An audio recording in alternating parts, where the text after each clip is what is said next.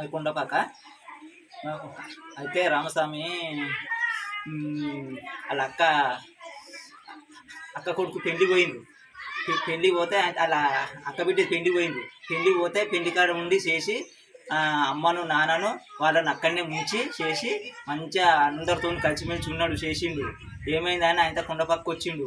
కొండపక్కకు వస్తే పిల్లలు ఇక్కడ ఆడుకుంటుంటే అడిగితే సంజయుడు అని అంటే ఆడనే ఉన్నాడు అని పెళ్లికాడ కొడుకును బిడ్డను అందరినీ అమ్మ నాన్న విడిచిపెట్టి వదిలిపెట్టి వచ్చిండు భార్యను గిట్లా వచ్చి చేసి ఎవరో చెప్పక ఆయన బిట్టింగ్ కట్టి అప్పులు అయినాయి అని బిట్టింగ్ కట్టి 50 లక్షలు బిట్టింగ్ ఆట ఆడి బిట్టింగ్ కట్టి 50 లక్షలు అయినాయి అని ఆయన 50 లక్షలకు ఆయన ఎవరికి చనిపోయినాక దోస్తు వాళ్ళు మాకు తెలుసుకున్నాం. మేము తెలుసుకుంటే బిట్టింగ్ కట్టిండు, బిట్టింగ్ వల్ల చనిపోయింది అని చేసింది.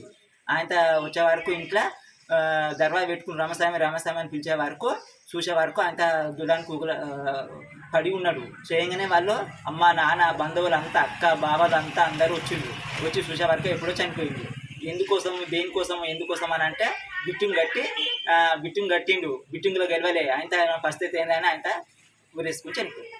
వాళ్ళ అక్క కొడుకు పెళ్ళిందని ఊరికి వచ్చేసారు. వాళ్ళు హైదరాబాద్ నుండి ఊరికి వచ్చి మండపల్లికి వచ్చారు. మండపల్లి నుంచి పెళ్లి చూసుకున్నట్టు అయిపోయిందని తెల్లారి. మరి ఏమైంది అసలు ఇక తెలియదు. ఫోన్లలో అయితే మాత్రం మాట్లాడితే మస్తు ఆడినాడు సార్. వాళ్ళ బావలు వాళ్ళ అక్కలు వెనకసి ఏమైందిరా అని అనిపిస్తుంది. ఆయన ఏం చెప్పలేదట. ఏడ్చుకుంటా అయితే సపరేట్ కొండపాకు వచ్చినట్టు సార్. కొండపాకు వచ్చినాక ఎవరికి ఏం చెప్పలేదట. ఆయన ఏమైందిరా అని బాధ కొద్ది ఉన్నాడంట. కానీ ఏం చెప్పక కొండపాకు వచ్చి డైరెక్ట్ ఇంట్లోకి వచ్చి బండి అక్కడ పెట్టి చూసినాం మేము. కానీ కాకపోతే ఎందుకు వచ్చిందో మేము అనుకున్నాం. కానీ ఆ రోజు వేరే వాడిని అనిపోతే ఆ సాగు అక్కడ మేమున్నాం. ఏంది రామస్వామికి ఒక్కడు వచ్చినాక పిల్లలు ఏంటంటే ఆయన అక్కలు ఇంటికి ఉన్నారని చెప్పిండట వాళ్ళ దోస్తులకు. కథ ఇంట్లోకి వచ్చిండు. ఆయన అది చేసుకునేదాకా మాకు తెలుస్తాను. ఇక ఏమైంది ఏం కథ అంటే ఆట కోసమే చచ్చిపోయింది సార్. వెనకసిరి మళ్ళీ మేము ఫోన్లలో చూసినాం. ఫోన్లు బెట్టింగ్ కట్టిండు. ఆ బెట్టింగ్ కట్టిన సార్ ఫోన్లు చేసిర్రు.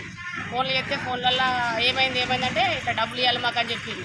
వాళ్ళు బేరిచ్చేవారకంటే ఆయనకు ఏం చెప్పలేకుండా ఆయన నాది కొండపాక అండి. 2 పిల్లలు నా కొడుకు హైదరాబాద్ పనిచేసిండు.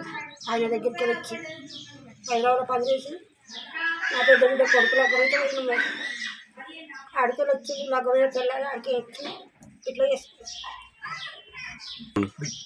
ఆట ఆడింది చెప్పాలి, పిల్లలు చెప్పాలి, మాకు చెప్పాలి, ఎవ్వరు చెప్పకుండా వచ్చి ఇంటికాడ పని చేసుకో. ఎంత చేసిండో తెలియదు. మాకు చెప్పలే ఎన్నడూ మాకు తెలియదు.